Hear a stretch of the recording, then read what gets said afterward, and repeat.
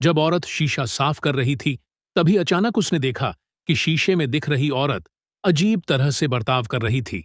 लेकिन जब उसने पीछे मुड़कर देखा, तो तस्वीर में कोई असामान्यता नहीं दिखी। नए घर में शिफ्ट होने के बाद बड़ी बेटी खुद को पहले से ज्यादा उदास महसूस करने लगी।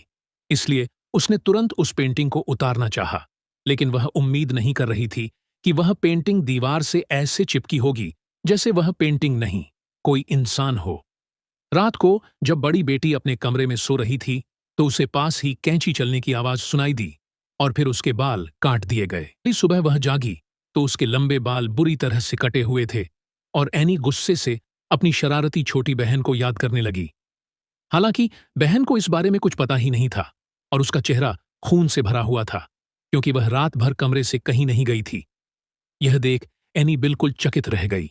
शठ ही रात हो गई, उसने अपने बाल धोए और सोने ही वाली थी कि तभी फिर से कैंची की आवाज आई, और क्योंकि उसके बाल पिछली रात ही काटे गए थे, उसे उस पेंटिंग से और ज्यादा नफरत होने लगी। तो उसने सीधा उस पर एक सफेद कपड़ा डाल दिया। अपने कटे हुए बालों को देख एनी को फिर से अपनी बहन की याद आई, लेकिन जैसे ही वह उसे डांटने बाहर जाने वाली थी, वह रुक गई, क्योंकि उसे याद आया कि इतनी देर रात उसकी बहन का उसके कमरे में आना संभव नहीं था।